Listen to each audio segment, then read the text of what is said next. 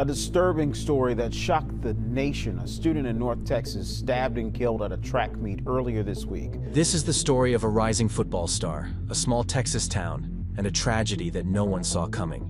Austin Metcalf had dreams, talent, and a future, until a fatal encounter ended it all.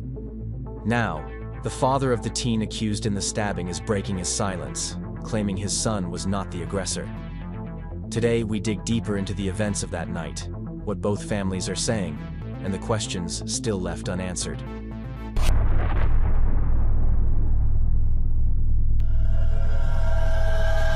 Austin Metcalf was just 17, a junior at Frisco Memorial High School, where he played wide receiver and was known for his leadership on and off the field. Coaches called him a natural, and classmates say he was kind, focused, and full of life. He had a work ethic that rivaled adults twice his age, showing up early to practice and staying late after team meetings to perfect his routes. His dedication was admired not just by teammates, but by the entire student body. Teachers described him as the type of student you don't forget, respectful, eager, and determined.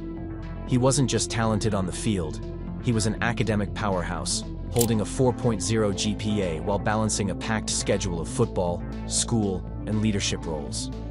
He was known to help his peers with schoolwork, and often stayed after class to tutor underclassmen struggling with math and science. He led with his heart, said Coach Michael Harrison, head coach at Frisco Memorial. Austin didn't have to be the loudest guy in the room. He just had to walk in, and you knew he was someone special. Austin's twin brother, Hunter, was not just his sibling but his lifelong teammate, confidant, and best friend. Together, they were a force. Hunter playing outside receiver, Austin dominating inside routes. They were inseparable, both on and off the field, and everyone who knew them knew they were a package deal. Hunter shared how the two of them had grown up tossing the football around in their backyard, pretending they were playing under Friday night lights before they even made it to high school. "I had a blast my whole life playing sports with him," he said. "It's just really heartbreaking not to see him next year on the field." He looked up to Austin not just as a brother, but as a role model. He didn't deserve this. He didn't deserve to have his life cut short, Hunter said through tears.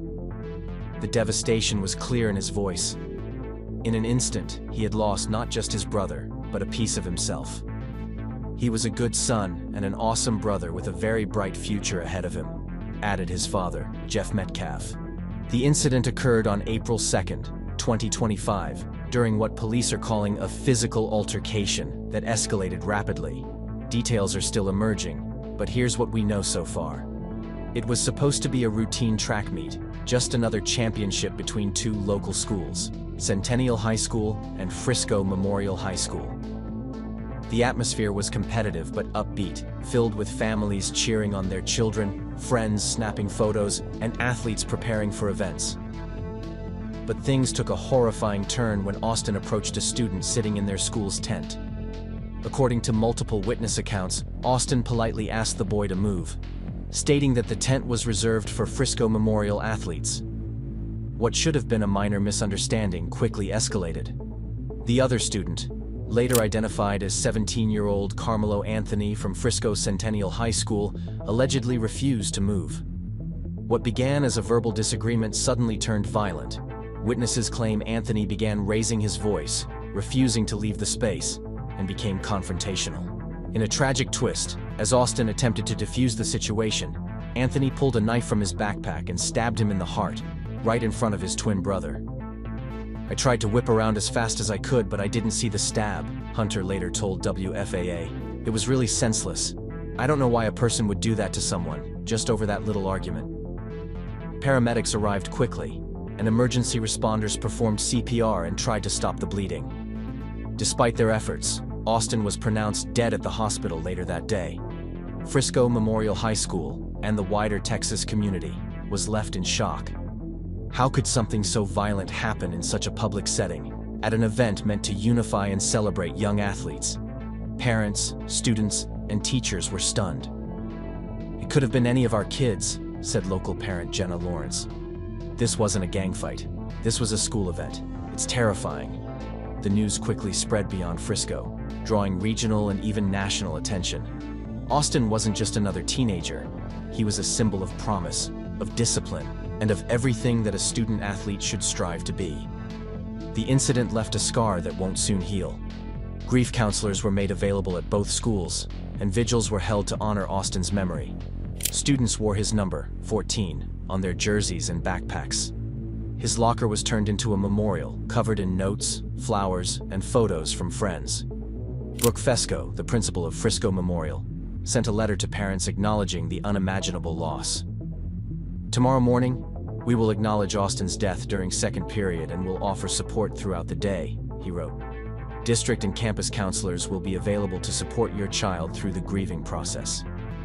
While the evidence seemed to point clearly to Karmelo Anthony, a student from Frisco Centennial, his father has offered a different narrative, one that complicates the public perception of the accused.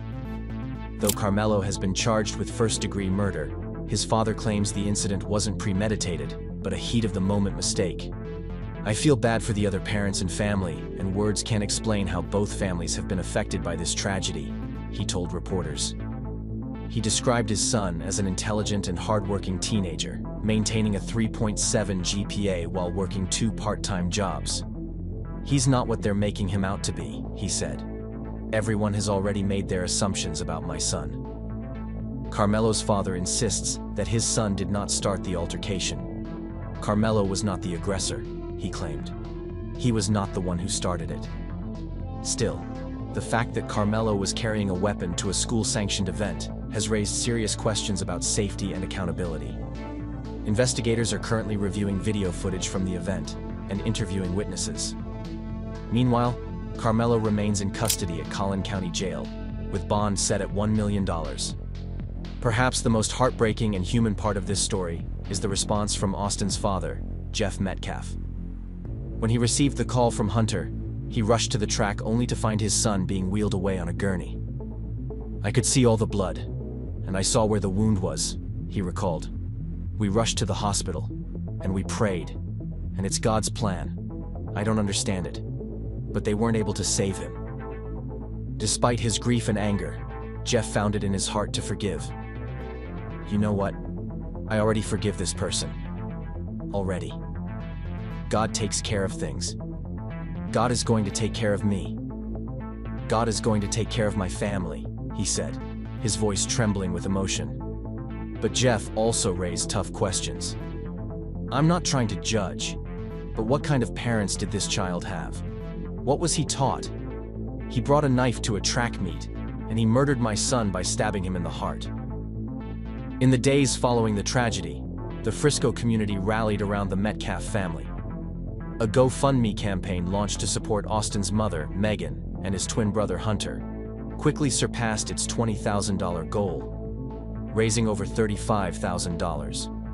Jeff Metcalf posted a heartfelt message on Facebook. "As many of you know already, my son Austin was stabbed to death at a school track meet. This tragedy has shaken me, family, and friends to the core. I trust God will bring us through the tough times ahead. I appreciate everyone who has reached out." He passed away in his brother's arms. He wasn't alone, at least. "I can't describe the range of emotions I am feeling. I pray God will guide our paths moving forward." Despite the outpouring of love and support, many questions remain unanswered. Why did Karmelo bring a knife to a school event? Could this tragedy have been prevented with better supervision or security? Was there any prior tension between the boys that had gone unnoticed? As the case moves through the justice system, these questions will hopefully find answers. But for the Metcalf family, no courtroom verdict can bring their son back. Austin Metcalf's story is one of promise, potential, and tragic loss. But it's also a story of brotherhood, community, and resilience. He lived his 17 years with passion, purpose, and grace. And though his life was cut short, his impact will be felt for years to come. His teammates plan to dedicate the upcoming football season to him, wearing patches with his initials and his number. His classmates are organizing a scholarship fund in his name to support other young athletes pursuing their dreams. In the days following the tragedy, students, teachers, and community members continued to mourn. Austin's locker became a memorial, draped in his jersey and surrounded by candles, flowers, and handwritten messages.